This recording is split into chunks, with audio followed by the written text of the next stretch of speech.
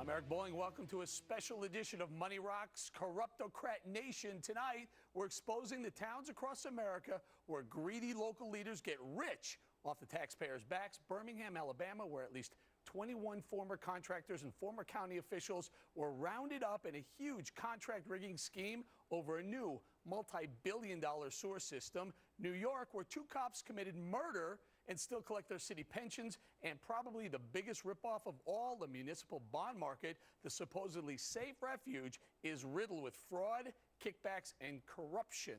If we clean this system, this tide of municipal greed, it would be like a massive tax cut for all Americans. Coming up, we have our all-star panel to sort it out. But first, joining me now for a look at just how widespread this corruption is and how it's affecting you are from Washington, D.C., Tom Schatz. He's the president of Citizens Against Government Waste. And here in New York, Tom Borelli, senior fellow and Free Enterprise Project co-director for the National Center for Public Policy Research.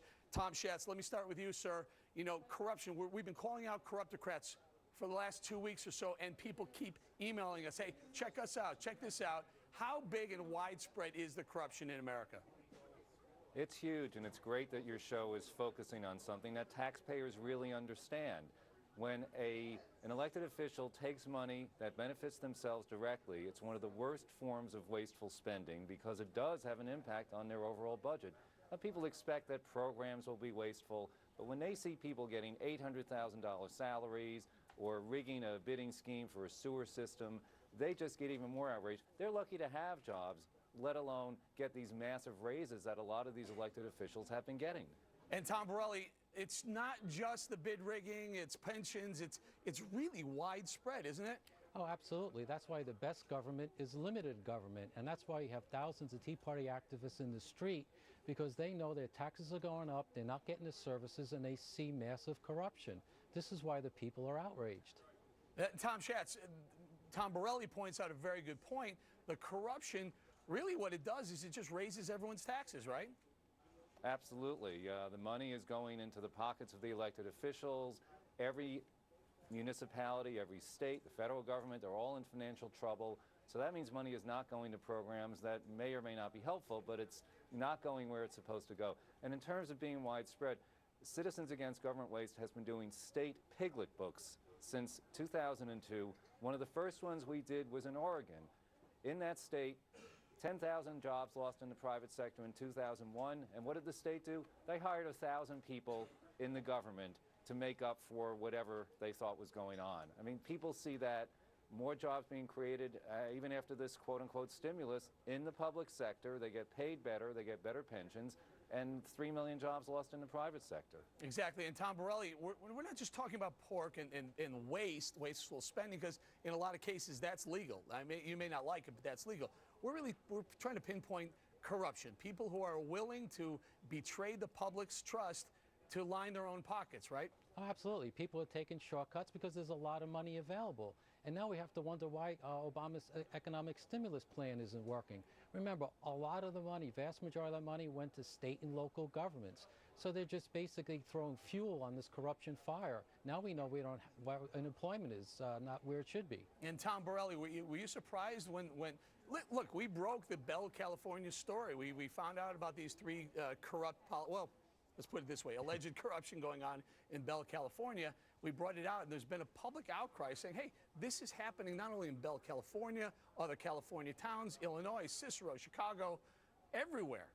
Oh, yeah, it's the tip of the iceberg. If you're finding it there, it's going to be everywhere. And the more money we throw at state governments, the more money it's going to be misspent. That's why we, the people, have to take charge. And Tom Schatz, did this Bell, California story just shine the light on corruption going on everywhere? And by the way, will it stop there? Where does this end? It's interesting. Congress and some of the states have set limits on private sector pay, of course, through the TARP. They said, oh, bankers can only make a certain amount of money. People don't necessarily mind in the private sector if people are getting paid a lot of money, because if the company goes broke, they don't get paid. All right, but there are very few limits in the public sector. And when Bell, California can pay someone $800,000 a year. It's crazy. Tom and Tom, hang in there. Hang in there. We're going to Crazy. bring in today's panel. We have Betsy McCoy, former New York Lieutenant Governor, Fox News contributor Ellis Hennigan, Bo Dietl, founder and chairman of Bo Dietl and Associates, and liberal radio host Leslie Marshall. I'm going to go to you, Betsy. You were chomping at the bit. You wanted to jump in. Well, because the corruption starts at the top. When I was in Albany, I saw it. That legislature is virtually a den of thieves. Put it down a little bit for us. So it's not only big picture feds, congresspeople, and senators. This is small town city managers stealing the public's. When this stuff gets out of hand, we catch it and we slam we it don't down. have We've any of done a those bad systems. job We on don't that. have a system. We have a Done a bad system job that on that. exempts politicians from the same accountability that you and I would face if we broke the law. Bo, if you were guilty of tax evasion, you wouldn't be facing an ethics committee. You'd be We going have to the whole jail. hour, you guys. We have the whole hour. I want to do this. One city caught our eye. Everyone stay here. Was Birmingham, Alabama, where County Commissioner Gary White was just sentenced to 10 years in prison. Joining us now over the phone with details of his case is John Archibald from Birmingham News. He's a Metro columnist. Sir, give us the latest. This guy's going to jail for 10 years for what? For 10 years for accepting bribes and white envelopes from a sewer contractor. And he wasn't the only one, right, John? Now, he's actually the 6th former county commissioner to be sentenced, and the last of that batch, along with, you said 21, there's actually 24 others that have been convicted. I'm looking at I'm looking at conviction for bribery, conspiracy on Mr. White's case. Mary Buckaloo, obstruction of justice. Larry Langford, bribery, 15 years. These people are going away for a long time. But how did it get to the point where there were 24 people, I don't know, bid rigging? I guess giving away jobs for paybacks, kickbacks, right? Well, it's been all manner. It's been bribery. They've gotten clothes, handbags, cash, kickbacks, contracts, you name it. Bottom line is the federal government gave them a mandate to clean up their sewer, and $1 billion estimate all of a sudden became a blank check, and it became a $4 billion project, and filled with indictments and corruption. All right, John, hold on. Go ahead, Bo. How did they catch these people? How did these people get caught? You know what do you think of this? I hate to say it, but you know, when that corruption is so infested down there, it's a way of doing business. When you become a politician, that's part of your income, and that's how it's been accepted. Here's my problem. Hey, I'm Here's from my problem. Louisiana, you No know. one heard this story before. This was someone tapped me on the shoulder over the weekend and said, hey, you should look into this. It's big, and no one talked about it. Go ahead, Nancy. You want to weigh in? Look, I'd Go like ahead, to weigh Betsy. in because the fact is, it's getting worse every year. We've all heard stories of political corruption, but I look at New York State where so many former members of the state legislature are doing hard time in prison, 5 years, 10 years, 15 years. And the fact is that one reason is we don't have term limits. And the longer that these politicians are in office, the more immune they behave. Their hubris increases, and they violate one law after another. We need term limits for greater accountability. Leslie Marshall, my mistake. I'm sorry about it. Go ahead, Leslie. Oh, no problem, Eric. Gee, Eric, forgot me already. And we do have term limits. It's called our vote, and that's one of the problems.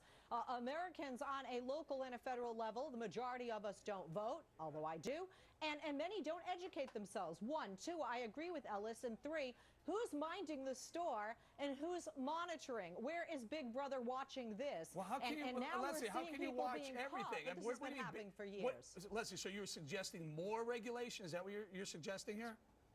Well, obviously, how many decades has this gone on That's for? why we Whether need it's in smaller Bell, government. California, Birmingham, Alabama. No, what we need, I disagree. I don't think that's just, we can just generalize like that. We just need to What we throw need more are money at people the problem. educating That's themselves ridiculous. and using their power of their vote to enforce term limits without having to Hey, draft hold on, guys. legislation with Everyone term wants to limits jump as the in. Go ahead, umbrella. Tom Borelli. That's what we need, small I mean, government, right? We need limited government. We keep throwing money at the problem, and they keep wasting it and looting the taxpayers of their money. Look at Obamacare. He should have started with reform, not throwing money at the problem. Look at the waste, fraud, and abuse we have in Medicare and Medicaid, and what's he doing? Throwing more money at it. Ellis, Yeah, Ellis, but, what about it? you know, Tom,